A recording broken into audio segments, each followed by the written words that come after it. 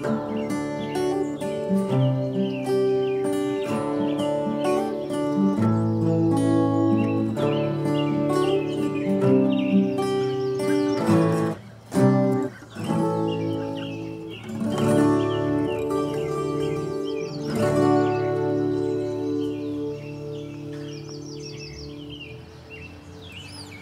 in the basement of the business that we're doing this for. It's Ignis Glass. It's actually the customer I'm building the house for on Stringer's Ridge. So we set up a little shop down here with the miter saw and the table saw, so that we wouldn't have to take all this junk up to the shop. Let's see, where did I get? I got all this skirt material from our local hardwood, Chattanooga Hardwood Center, and then I got these from, what was it? Corrects. Okay. Now I can't remember the name of that website. But it's hard maple. But the finish on these is really nice. I think these are 30 inches wide and 7 feet long. And I think they're around right at $300. But it's 1 3/4 inches thick. So it's a really nice thickness. They have a really nice finish on them. And I just used 3-inch legs. These are soft maple. This stuff is soft maple. And we're making it 30 inches tall.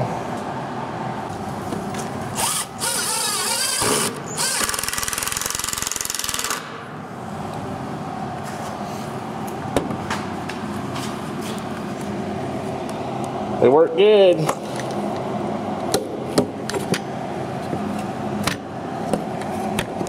I'm thinking this is probably, the Craig pocket tool jig is probably the best invention since Tyvek. What do you think? It's handy.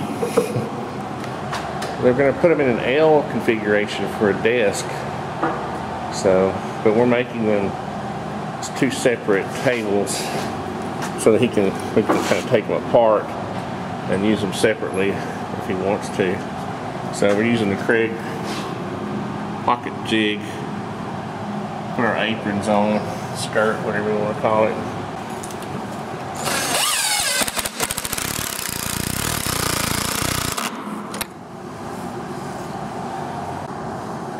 Well, those look good. This side has these truncated skirts or aprons, because the guy wanted to be able to pull his knees, up under the desk without any encumbrance. So, but I made another whole one so that if the owner ever wants to take the tables and use them for something else besides desks, we can put it on. We'll have one for each table. Aren't we smart? So that was less than a day's work. Not too bad. What's up, dog? What's up? We've got our maple plywood, looking good. We're going to build a hutch, Barrett. That's the best description I can come up with for the tables that we built for Ignis Glass.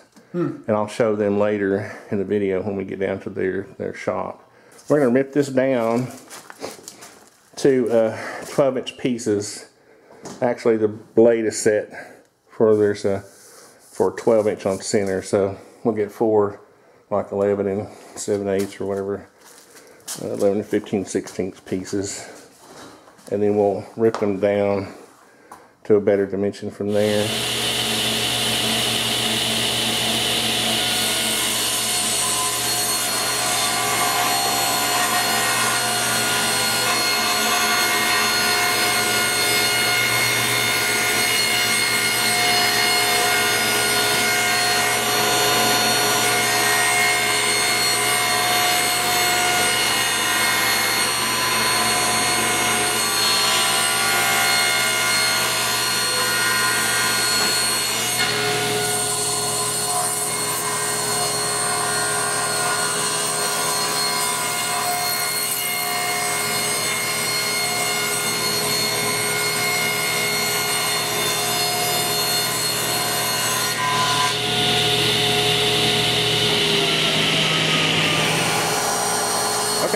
just keep it against the fence the best you can.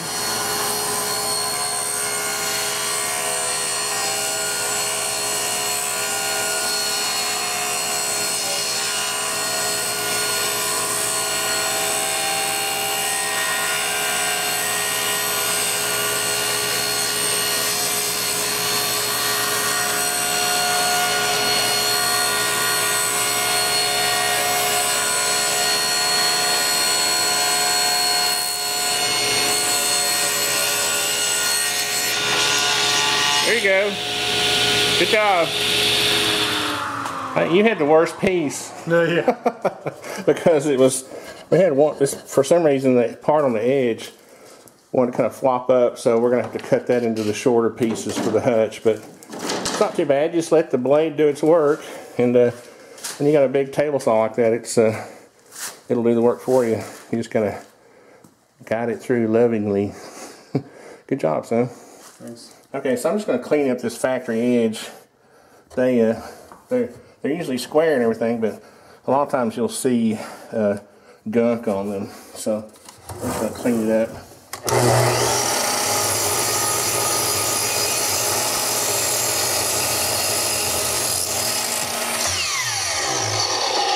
That looks there. But we got to account for 4 pieces, 4 thicknesses. So that's 3 inches. So I need this to be 6'3", Barrett. Okay, so I'll just make me a tiny mark. So you just make a little tiny mark, and you know if you make a little tiny mark and you hit it, you're going to cut it the right dimension. If you make a big old mark, you don't know where the actual dimension is. Especially when you're building furniture or whatever, you don't want to make big marks. And I should have a piece left over. Yeah, good. I need a 19-inch piece left over to do one of the uprights. That worked out great. We'll just get this lined up. It's easy. It's an easy cut for it.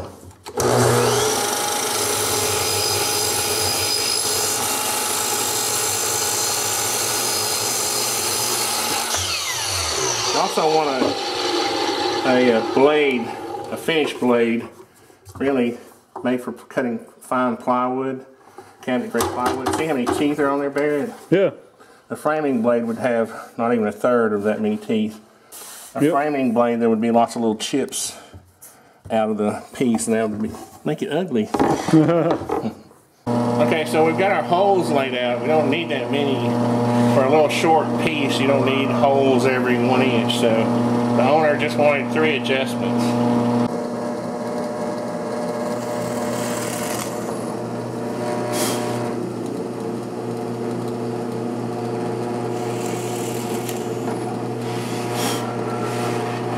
Okay, so we're putting our holes, our pocket holes, here, and we're using our trusty Craig tool jig to do that.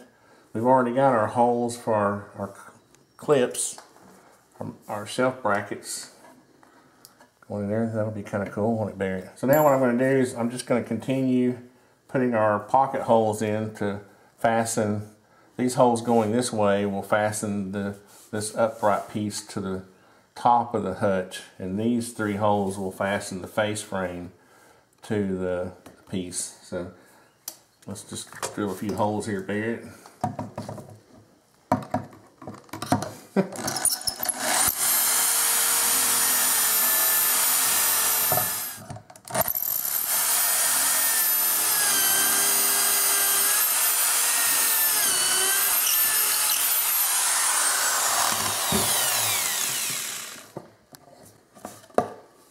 Pretty good. I found that it works best to use a high-speed drill for this to get this bit going really fast. And then we use our cordless drills for fastening the pieces, because we got our clutch here. We can set it to not over tighten the screws too much.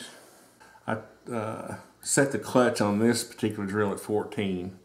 You can see here I can turn it all the way around the drill, but I don't want that. I don't want to run the screws in too far.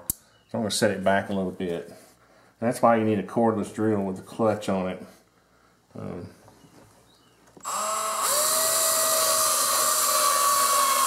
going to hold this down tighter.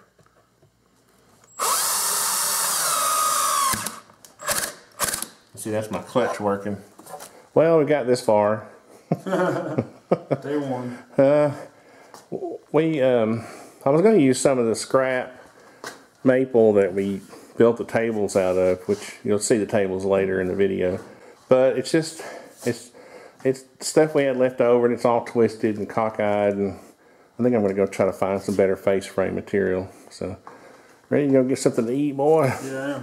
All right.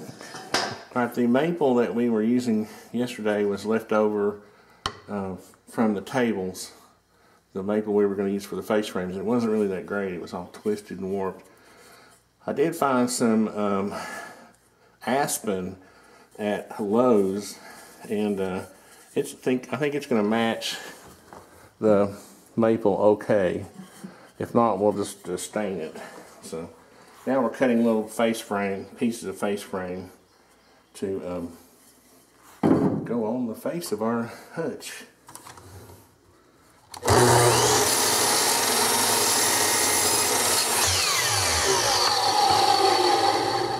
Now, face frames is where the Craig jig really shines, because back in the old days when we were making face frames, we would have to do all kinds of weird stuff, mortise and tenon or some kind of half lap or something. Even in the rural areas, you'd see them trying to miter them, and I'm just kidding.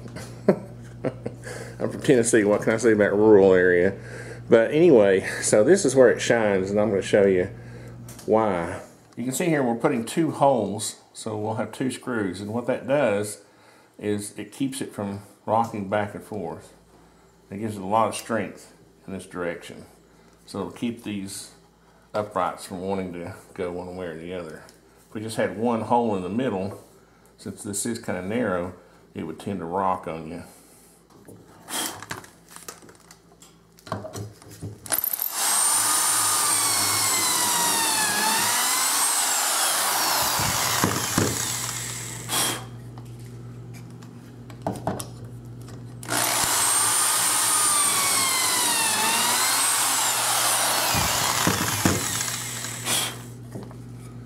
Got 2 neat holes there.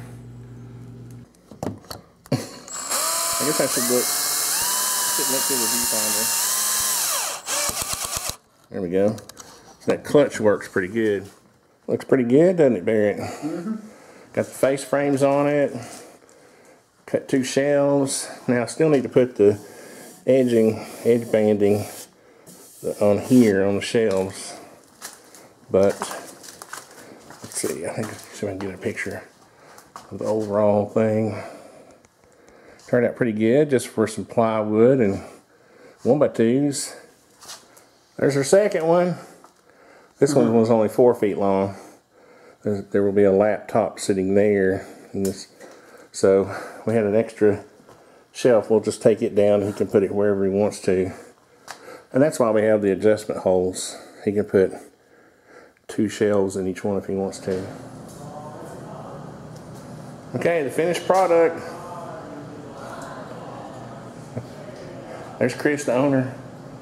There's Tommy, the manager. What is your title? That's right. Manager. The man. The man. So this is, these are like 1 3/4 inch tabletops. This is just aspen. This is maple plywood. These are 3-inch square table legs. And we left out the apron on the front so he could put the filing cabinets and stuff under there. But we do have aprons on the back and these corner pieces.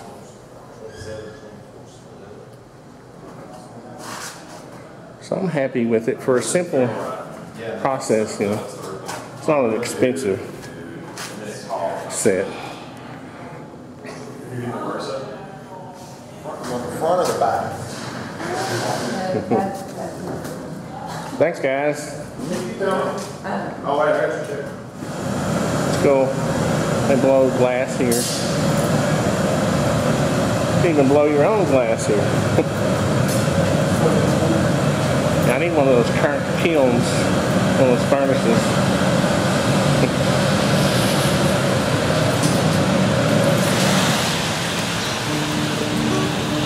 Okay, our job here is done. Ready?